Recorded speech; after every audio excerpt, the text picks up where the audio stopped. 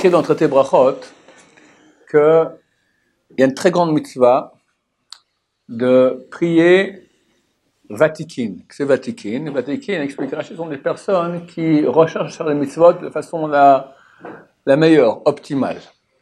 On sait qu'on a 4 heures depuis le lever du soleil pour faire la prière de Shachrit. On a 3 heures pour faire le Kriyat Shema. Depuis l'aube, il y en a qui depuis le lever du soleil. Mais le top, c'est faire Kevatikin, comme les Vatikin. On appelle ça aussi le Netz. C'est-à-dire qu'on fait le Kriyat Shema environ 6 minutes avant le lever du soleil. Et on commence la Mida exactement au lever du soleil. En été, c'est très tôt. En hiver, c'est très tard.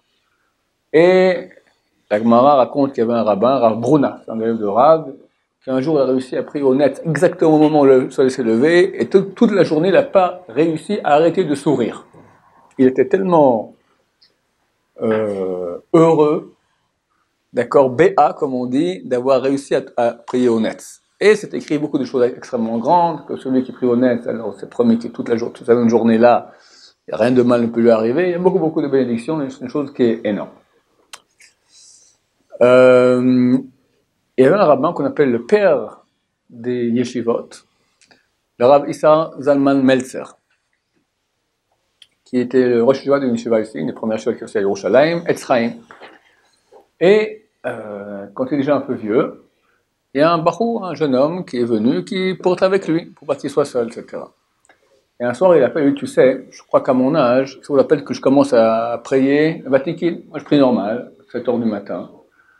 Mais bon, bientôt on passe au Olam Haba, il faut des mérites. Je crois qu'on va commencer à prier Vatikin. Alors, je ne suis pas tout obligé de venir avec moi. Tu as envie de dire, oh, moi je suis très heureux de partir. Il va prier avec le Gdolador, etc. En Vatikin, c'est super bénéfique pour lui. Ok, alors écoute, vu que c'est moi qui ai proposé ça, c'est moi qui vais te réveiller aussi. Pas besoin que tu me réveilles. Non, c'est moi qui vous réveillerai. Non, pas question, c'est moi qui vous réveille. Aucune raison. Normalement, on devait prier à 7 heures. J'ai loué tes services dans ces conditions-là. Donc, laisse-moi au moins, toi, c'est moi qui te réveille et pas toi. Bon, le jeune homme, il va dormir. Toute la nuit, il se réveille chaque seconde parce qu'il est super excité à l'idée. Et puis, il ne veut surtout pas rater. Et il dort très très mal. Toutes les demi-heures, regarde sa montre. Non, pas encore. À un moment, le moment est arrivé. Il attend dans son lit. Rien ne se passe. 2 minutes passent, 5 minutes, 10 minutes, une demi-heure. Le moment de Vatican, il est passé. Bon, il s'est dit, le Rav, ça bon, il a pas réussi à se réveiller. Bon, tant pis, on ira dormir. On ira à la prière de 7 heures comme d'hab. Et à 6h30, l'heure où le Rav sort de sa chambre d'habitude, hop, la porte s'ouvre et le Rav sort. Et voilà, le jeune homme, il dit, ne crois pas que j'ai oublié. Je n'ai pas oublié. Après que je suis allé dormir, je commençais à réfléchir. Je me suis dit, ça fait des années que je prie, des dizaines d'années que je prie dans ma synagogue habituelle.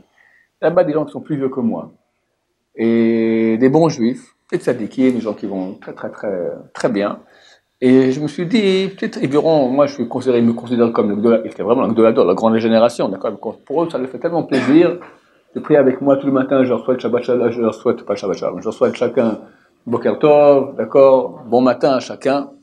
Je me suis dit qu'ils seront peut-être un peu vexés que j'ai quitté leur minyan. Alors j'ai calculé, qu'est-ce qui vaut mieux, que je prie au Vatican ou de vexer quelques personnes. J'aurais conclusion que même ce n'est pas la peine de vexer même une personne, même au prix de perdre cette grande mitzvah qui nous rend béat pour toute la journée et qui nous sauve toute la journée, tout cela ne valent pas le prix de peut-être vexer quelqu'un par mon absence. C'est tout.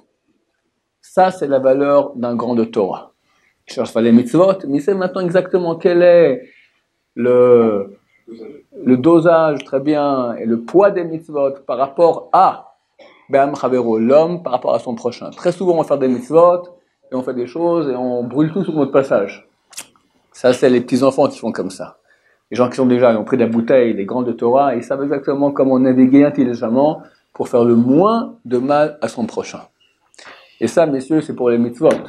Ne parlons pas quand c'est même pas pour les mitzvot.